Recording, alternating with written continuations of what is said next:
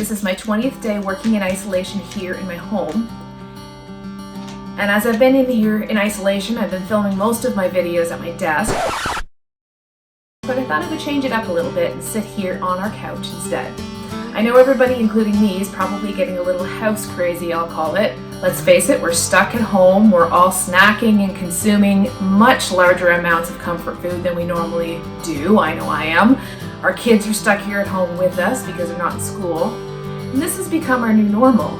But I think it's a normal that still makes us a little bit uncomfortable. And some of us might actually be feeling anxiety. So as a Christian leader, I'd like to bring some hope and joy and encouragement to everyone when I can. So I know if you watch the news these days or even talk shows, everybody's filming from inside their house and you're getting to see views of inside their home. So I thought I'd share a little bit of mine. One of the reasons I picked this spot is so that I could show the picture on the wall behind me. This is actually a photo of the lake where I live. It was taken by a good friend of ours and put onto canvas so we could hang it on our wall. I happen to love sunsets, so I thought that showing you this picture today might bring you a little bit of peace.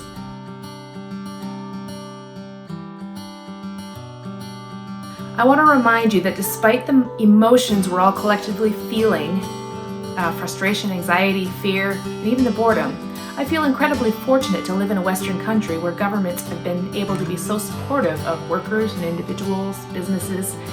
We have at least a period of time where we're able to stay in isolation and protect the vulnerable without totally collapsing our economy.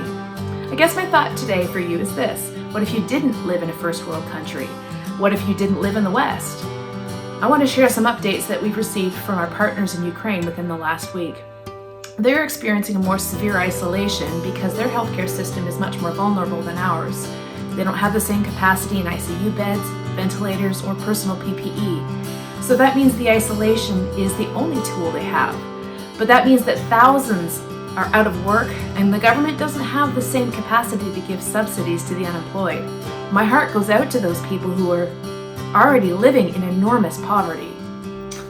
So there's a doctor that we've worked with for years. Her name is Irene and she lives in a village just outside of the city of Kiev. So I want to read you a letter that she sent us earlier this week. I have the impression that we have had people suffering from the coronavirus since December. A lot of people have had a virus in January and February. We have had many people diagnosed with severe pneumonia. Cases similar to those caused by coronavirus have been seen in many patients. My husband suffered from something similar, as well as the lawyer of our church. But according to the statistics, their cases have not been included. Everyone here in the village is concerned about the epidemic, but people have a lot of work to do, since it's spring and they're all preparing their gardens. The elderly who are lonely are in very poor condition, but they are being cared for by their neighbors. I've also sent food packs to people. Please pray that we will survive. Everything has changed. People are scared, but they have also become closer to God. God willing, there will be no second Italy.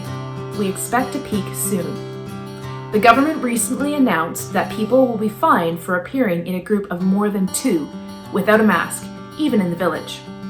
Life goes on. We believe and trust only in the Lord, and in Him we hope.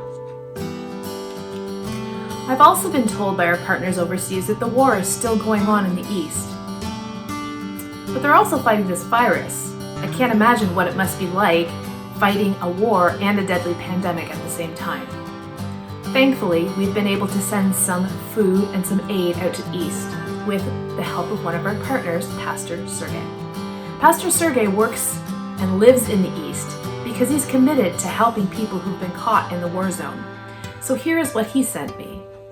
I have visited the village of Bondarevo in the Lugansk region. During the time of the quarantine, fear and panic have spread very fast. Our church prayed for our city and the area all around. Our vision is to reach other communities for Christ. At this time, there are many families and single individuals who have lost their income and are in desperate need of food. Some seniors are starving. With help from our faithful partners overseas, we bought food and took it to 20 houses in Bondarevo village. These are people who have never heard the gospel, although many do affiliate themselves with the Orthodox Church. Our visit was to help them with the emergency COVID-19 food packets and offer a prayer for them. Everyone thanked us for the food, repented, prayed, and thanked God for the help sent to them from Canada. It was a great victory for the Lord to see these seniors accept faith and hope. They smiled and thanked us for the food. They are now safe thanks to you. Thank you for the support and for the prayers for Ukraine. Now I'd like to take a second to show you a quick video that Pastor Sergei sent me. This is a video of a lady's house. He took her in this food packet, and it's a really short video, but it really gives you a good idea of what their houses really look like, the way seniors are really living. This lady is obviously living in desperate poverty, and I'm just grateful that we were able to help in some small way. Казали, що ви покладіть хоч на стіл, а я спина. Ага, так. Це вам тут такий продовольственний подарунок, це благословення Господнє, не гуманітарка, ні. Це Господь любить вас, от, да, і поздравляє вас з праздником, зі святом. От, Коли Пасха? Пасха в неділю. Оце, що буде неділя, да. Пасха в неділю. Так що Божий вам благословить, мира вам, благодаті вам і здоров'я вам. Це вам таке маленьке вам таке благословення. Так що будьте здорові, хай Господь благословить вас во ім'я Отця, Сина і Духа Святого. Once again, thank you for listening. Thank you for helping. Thank you for being a Canadian that really wants to help other people in other countries. Blessings. Stay safe. Be encouraged today. God bless you.